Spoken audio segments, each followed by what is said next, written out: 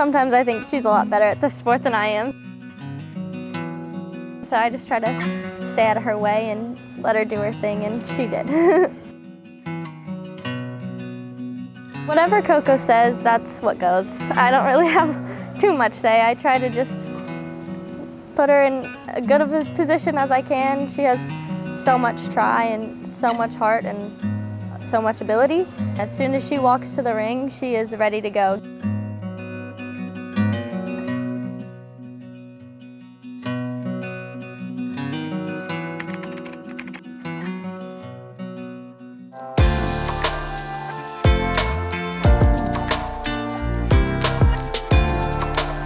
It's just always been a part of my family. My grandparents, my dad's side and on my mom's side, are all equestrian, so it's a good thing I like it because it didn't really have a lot of other choice. From the very beginning, from the time she was tiny, horses and animals in general have always been in Carlee's blood. They kind of gravitate towards her. I grew up doing both the reining horses and the hunters and jumpers, and just the past few years I focused on the equitation ring and the jumper ring, but I always grew up having the opportunity to ride with my parents and my family in the reining, which I think was such a cool opportunity for me, and it's pretty great that we all love it so much, and I think it's especially rewarding that we get to do the sport that we love, but with the horses that we love as well. My brother, like I mentioned, he gives me some of the best advice. He's truly one of the best showmen I have ever seen, and he doesn't really need to hear that, but he is very good at what he does, and he's very good at not getting ahead of himself. He always tells me, if you think about the ribbons and the results, they will never show up. If you're able to really stay present in what you're doing and just let it come to you, that's when it sort of all comes together.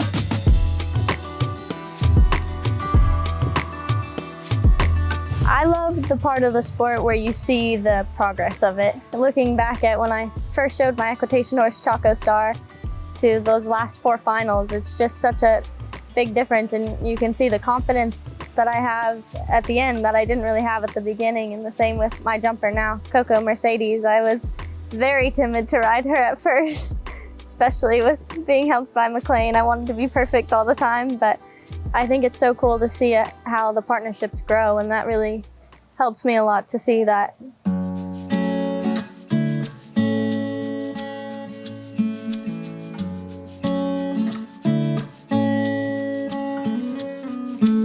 I did my first night class of Wellington with her. I did the U25 semifinal on her, and she was truly just such a great partner for me from the beginning. She has taught me so much, and I think the story of it for me is part of what makes me love her so much. I didn't think I was going to get her, but it was a complete surprise. I had no idea, and when I found out that there was a group of people that came together to do that for me, it just was like, can't even express how grateful I am. It's such an incredible opportunity for me to have her, and it's even more fun that a group gets to be a part of it. I know that she genuinely appreciates it and genuinely loves the horse.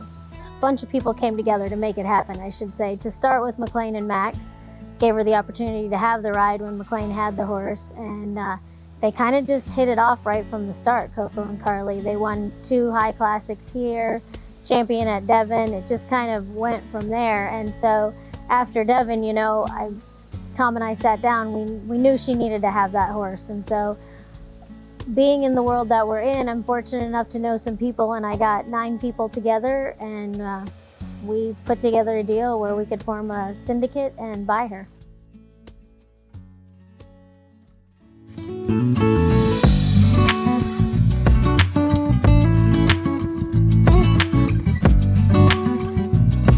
She's so special, and she has her own style, but she gets her legs out of the way, and she tries her hardest every time. I love the most about Coco is how at home she's like a pet.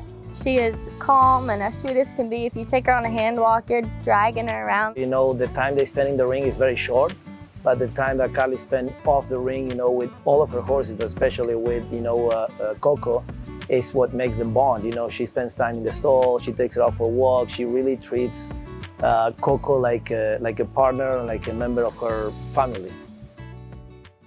As soon as she walks to the ring, she is ready to go.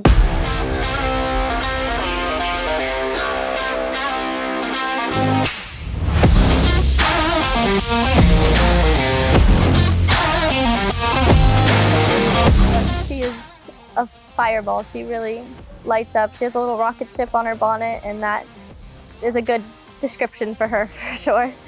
Where I feel very fortunate is Coco is able to teach me in my first few professional years how to be competitive, and she really performed well for me all circuit.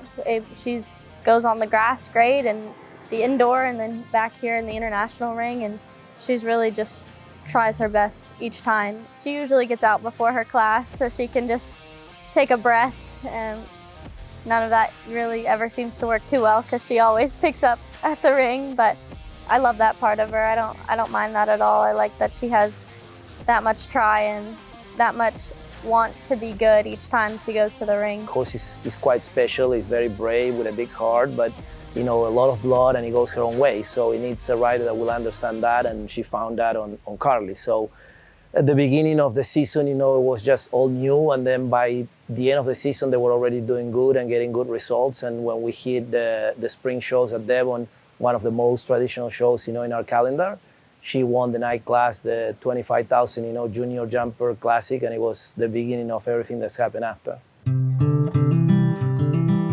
It's such a mental sport in that way. I wish I was able to just get on and be perfect every time, but unfortunately sometimes I'll ride great one day and wake up the next day and just forget how to do it, but that's just kind of part of it. And I think that's where I'm very lucky to have a horse like Coco, is she doesn't ever hold it against me. Well, I've told her, don't expect it all at once. She gets very excited and very wants it all right now, but it takes time and you have to be patient. And I think she forgets how young she is sometimes. She thinks she should be at a certain place, and to me, she's already rising above everything that's been asked of her. So I just try to tell her to be patient and take each day by day, and to realize how lucky she is to have her next opportunity. She has three things that will make the difference in between good athletes and great athletes. She has incredible work ethic. She has a, non-stop desire to win, and she's talented. She's always been a go-getter and always wanted to take the next step and be better at everything she does. And now, with her opportunity to move to Holland, she has another next step to take with the jumpers, so she's pretty excited.